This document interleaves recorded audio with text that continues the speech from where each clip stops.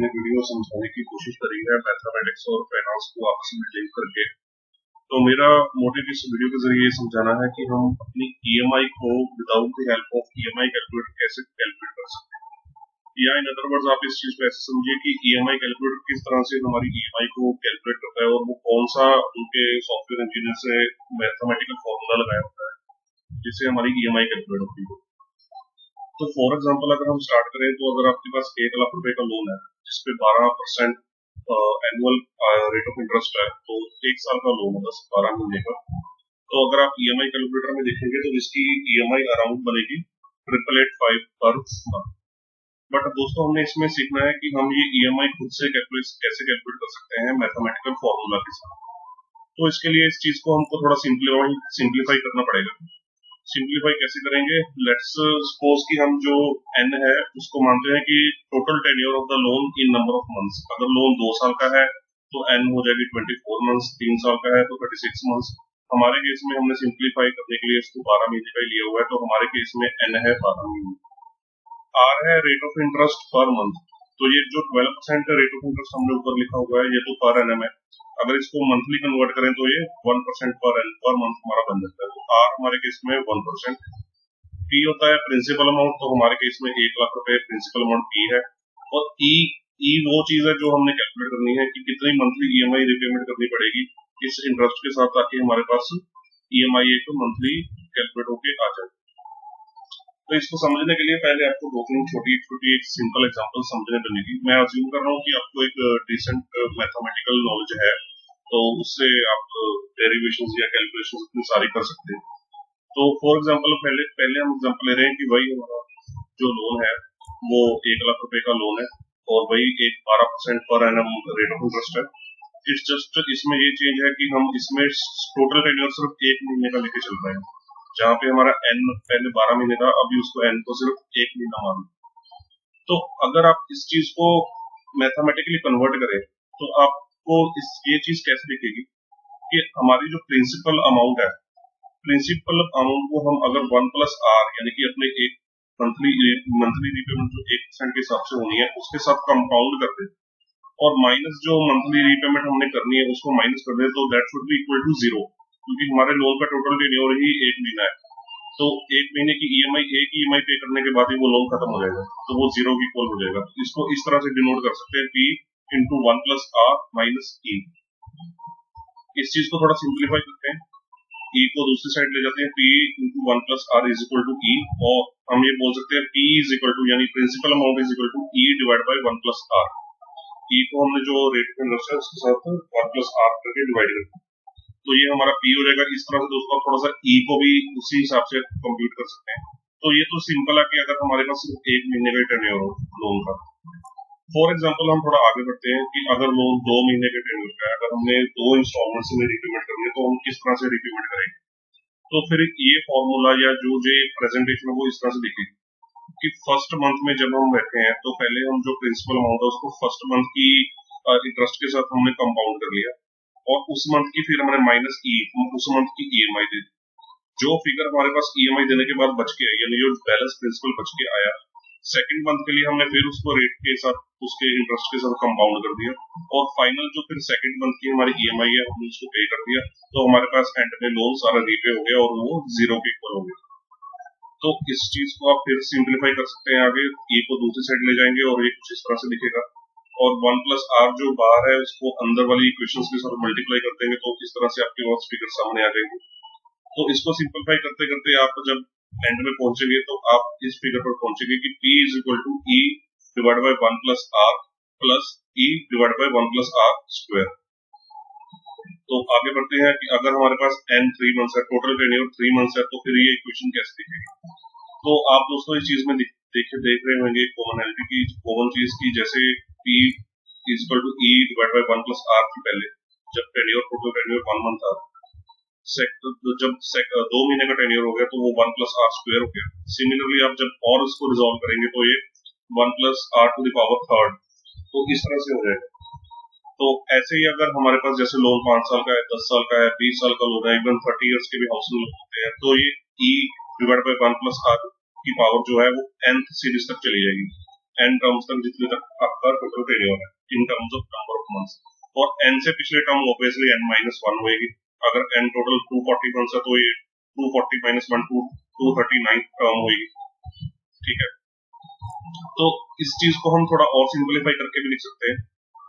इस चीज को कैसे सिंपलीफाई करके लिख सकते हैं कि ई वाले एलिमेंट को इसमें से कॉमन निकाल लें। अगर ई को सब में से बाहर कॉमन निकालें तो हमारे पास बचेगा E into 1 + 1 divide by 1 + r, obviously same चलता रहेगा 1 divide by 1 + r into whole square. तो सिमिलरली वो इक्वेशन इस तरह से दिखेगी। हमारा एंड मोटिव है कि हमने ई को कैलकुलेट करना है, ई यानी हमारी ईएमआई अमाउंट। तो ई हमारी इक्वल हो जाएगी पी डिवाइड बाय ये सारी होल सीरीज जो हमने यहाँ पे ऊपर लिखी हुई है। तो ई का फॉर्मूला ये बन जाएगा। तो फ्रेंड्स अगर हमारे पास तो 1-2 महीने का टेन्योर है फिर तो हम इसको मैथमेटिकल कंप्यूटेशन के साथ सिंपलीफाई करके कैलकुलेट कर सकते हैं। बट जब हमारे पास प्रैक्टिकल लाइफ में 10 साल के, 15 साल के, 20-20 साल के लोन होते हैं तो हम इस चीज को इतनी हाई टर्म्स के साथ हम इसको कंप्यूट नहीं कर सकते। इसको कंप्यूट करने के लिए हमको एक सिंपलीफाइड फॉर्मूला चाहिए, और वही आज हमने डिस्कस करना है कि इस चीज को हम सिंपलीफाई किस तरह से कर सकते हैं। तो सबसे पहले मैं इसमें एक एडिशनल आपको कॉन्सेप्ट चीज समझा रहा हूँ कि वो बिल्कुल टॉपिक से हटके है, बट जस्ट आपकी नॉलेज के लिए है कि अगर आप प्रिंसिपल अमाउंट को देखें तो principal amount is just nothing but present value of all the future EMIs. तो ये हम फॉर्मूला से क्लियरली देख पा रहे हैं कि पी हमारा जो निकल के आ रहा है वो पी हमारा ईएमआई की डिस्काउंटेड वैल्यू निकल के आ रही है जो प्रेजेंट और फ्यूचर के इंटरेस्ट रेट के साथ डिवाइड करते हैं। तो अगर 2 महीने का टेन्योर है तो 2 टाइम्स हमने उसको डिवाइड किया, 3 का टेन्योर है तो 3 टाइम्स किया, तो इस तरह से n टर्म पर। एक एडिशनल पॉइंट है आपके लिए कि प्रिंसिपल अमाउंट जो है वो ईएमआई की प्रेजेंट वैल्यू है। तो अभी हमने इस चीज को रिजॉल्व करना है कि ई की वैल्यू निकले और हमारे पास किसी तरह से इन सारी सम्स का टोटल आ जाए। अगर इन सारी सम्स का हमारे पास टोटल आ जाए तो अब उसको हम पी के साथ डिवाइड कर देंगे तो हमारे पास ई की वैल्यू आ जाएगी। तो फ्रेंड्स आपने जब अपने हाई स्कूल्स में मैथमेटिकल फॉर्मूला देखा होगा ज्योमेट्रिक सीरीज का, तो ये अगर आप ध्यान से देखें तो जहां से मैं ये हाईलाइट कर रहा हूँ तो ये नथिंग बट एक ज्योमेट्रिक सीरीज है, ज्योमेट्रिक सीरीज है। तो अगर हम ज्योमेट्रिक सीरीज का मैथमेटिकल फॉर्मूला लगा के चले तो ज्योमेट्रिक सीरीज का फॉर्मूला इस तरह से लिखा जाता है मैथमेटिक्स के अंदर कि 1 divide by 1 + r to the power i, वो i की पावर 1 से लेके n तक हो सकती है। पर दोस्तों इस चीज से भी हमारा सोल्यूशन नहीं निकलेगा, हमको इस फॉर्मूले को और भी सिंपलीफाई करना पड़ेगा। अगर इसको और सिंपलीफाई कर लेंगे तो किसी तरह से हम अपनी वैल्यू को कंप्यूट कर पाएंगे। तो उसके लिए सबसे पहले मैं सिंपलीफाई कैसे करूंगा, सबसे पहले तो मैं ये अज्यूम कर रहा हूँ कि जो ये 1 डिवाइड बाई 1 + r की फिगर है ये इक्वल टू है d के। d को मैंने अज्यूम कर लिया 1 डिवाइड बाई 1 + r, तो हमारे पास r तो 1% है, 1 डिवाइड बाई 1.01 बनेगा ये 0.99 के अराउंड, तो d की वैल्यू हमारी 0.99 के अराउंड बनेगी। तो साथ में मैंने दोस्तों एक चीज और अज्यूम की है कि जो ये सारी सम है जिसको हम ज्योमेट्रिक सीरीज बोल रहे हैं, इस सारी चीज को जिसको हम ज्योमेट्रिक सीरीज बोल रहे हैं, इन सब का टोटल u के इक्वल है। तो मैं ये अज्यूम कर रहा हूँ कि u is equal to sum of all the geometric series, यानी कि जो ये फॉर्मूला है ये सारा u के इक्वलेंट है, u के बराबर है।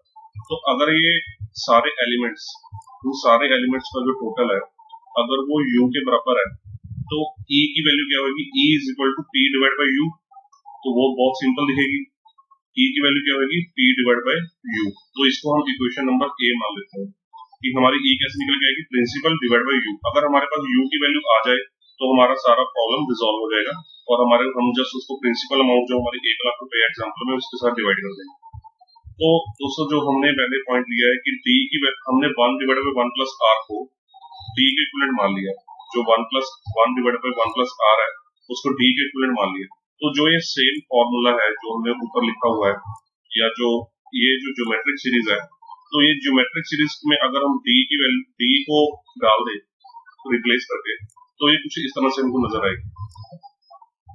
u रिप्रेजेंट कर रहा है ये सारी सम ज्योमेट्रिक सीरीज का, और ये geometric series 1 divide by 1 + r की वैल्यू d है, तो d + d² + d3 कंटिन्यू रहेगा t to the power n-1 + t to the power n तक। तो अब ये इसको इक्वेशन नंबर 1 मान लेते हैं। अब इक्वेशन नंबर 1 की मैं बोथ साइड्स को d के साथ मल्टीप्लाई कर रहा हूँ, तो अगर d के साथ मल्टीप्लाई कर रहा हूँ तो u बन जाएगा ud बन जाएगा, और ये d इंटू d बन जाएगा d²। इसी सिमिलर तरह से t टू द पावर 3 अगर हम d को d to the power n minus one into D करते हैं, तो आप इस चीज को मानते ही होंगे कि समझते होंगे कि जब दो एलिमेंट्स को मल्टीप्लाई किया जाता है तो उनकी पावर्स ऊपर प्लस हो जाती है। तो d to the power n minus one plus d हो जाएगा, तो ये बन जाएगा d to the power n। और अगर d to the power n into D हो जाएगा तो ये d to the power n plus one हो जाएगा, क्योंकि उनकी पावर्स ऊपर प्लस हो जाएगी। तो ये इक्वेशन नंबर 2 हमारे पास आ गई है। तो बस हमने इसमें सिंपल ये करना है कि इक्वेशन नंबर 1 को इक्वेशन नंबर 2 में से माइनस करना है। अगर माइनस करेंगे तो u माइनस डी हमारे पास आएगा। d को किसी से माइनस करेंगे तो वो कुछ है नहीं उसके नीचे एलिमेंट माइनस करने के लिए, तो d का d एज इट इज रहेगा। d/2 के साथ कैंसिल होगा, d/3 d/3 के साथ कैंसिल हो जाएगा। सिमिलरली ये कैंसिल होते होते होते हमारे पास d/n के साथ कैंसिल हो जाएगा, और हमारे पास बचेगा d minus d to the power n plus one. इसको थोड़ा और सिंपलीफाई कर लेते हैं, u कॉमन निकाल के y minus D is equal to d minus d to the power n plus one. And remember n हमारे पास वो है total tenure in the number of months. तो हमारे पास u की वैल्यू क्या निकल गई, u की वैल्यू निकल गई u is equal to d minus d to the power n plus one divide by one minus d। तो ये दोस्तों एक सिंपलीफाइड हमारे पास एक फॉर्मूला बन के आ गया ज्योमेट्रिक सम सीरीज के टोटल। तो ये ज्योमेट्रिक सीरीज का टोटल इस फॉर्मूले के अंदर हम कैलकुलेट कर सकते हैं। d की पावर हमें मालूम है, d की पावर d का जो फॉर्मूला है, d को हमने ज्यूम किया था 1 डिवाइड बाय 1 प्लस r, जैसे कि यहाँ पे लिखा हुआ है, और उसकी वैल्यू भी हमने कंप्यूट कर ली थी कि वो है 0.99 के इक्विवेलेंट। तो बस अब हमारे पास u का फॉर्मूला आ गया है, तो अभी हमको उसको इक्वेशन a में इंसर्ट कर देंगे, e is equal to p divide by u। u का फॉर्मूला हमारे पास सामने आ चुका है, तो इस चीज को हमने इक्वेशन नंबर a में डाल दिया। तो p डिवाइड बाय u का जो हमारे पास फॉर्मूला निकल के आया, u का हमने फॉर्मूला इसमें इंसर्ट कर दिया, और इसको आप इनवर्स हो जाएगा क्योंकि p डिवाइड बाय ये सारा डिवीजन में है, तो ये इनवर्स होके फॉर्मूला फाइनल फॉर्मूला इस तरह से दिखेगा, हमारी EMI is equal to p into 1 minus D divide by d minus d to the power n plus one. तो d की फिगर हमारे पास 0.99 में आपको ऑलरेडी बता चुका हूँ। तो फॉर फर्स्ट पेज पे मैंने आपको बताया था कि जो 1 लाख रुपए का लोन है, अगर आप EMI कैलकुलेटर पे देखें 1% rate of interest per month के हिसाब से, तो उसकी 888 निकल के आती है। तो अब इस फॉर्मूला को हम अपने पास टेस्ट कर लेते हैं। तो कैसे टेस्ट करेंगे, E इक्वल टू प्रिंसिपल हमारे पास 1 लाख रुपए है, 1 माइनस डी की हमने ऊपर कंप्यूट करी थी वैल्यू भी 0.99 है, डिवाइड बाय डी है 0.99 माइनस डी की वैल्यू 0.99 इंटू एन है हमारे पास 12 मंथ्स, 12 प्लस 1 जी हो जाएगा 13। अगर आप 0.99 की 13 पावर तक इसको मल्टीप्लिकेशन करेंगे कैलकुलेटर पे, तो ये आपके पास फिगर निकल जाएगी 0.8754 ऐसे समथिंग निकल जाएगी। तो मैंने उसको सिंप्लिसिटी के लिए 0.88 नीचे मेंशन कर दिया है। तो इस चीज को आप रिजॉल्व करेंगे तो आप यहाँ तक पहुंचेंगे। थोड़ा डेसिमल पॉइंट्स आप 4-5 तक ले जाना, थोड़ा ज्यादा एक्यूरेसी आने के लिए। तो आपको फाइनल EMI जब आप चेक करेंगे तो आपके पास 8890 की EMI निकल के आएगी। अगर आप पूरे डेसिमल तक एग्जैक्ट तक जाएंगे तो आपके पास 8885 के साथ पूरा एग्जैक्ट डिलीवर होगा। तो फ्रेंड्स ये एक सिंपलीफाइड फॉर्मूला है, या जो सिंपलीफाइड फॉर्मूला आप जरूरी नहीं है कि इसको प्रैक्टिकल लाइफ में आप यूज करें, जस्ट एक अंडरस्टैंडिंग हमारे पास होनी जरूरी है कि ये फॉर्मूला ड्राइव कहाँ से हुआ, ये फॉर्मूला बना कैसे है। तो जस्ट यही एक चीज था मेरा मोटिव कि मैं आपको समझाना चाह रहा था कि ये फॉर्मूला हम बना कैसे हैं।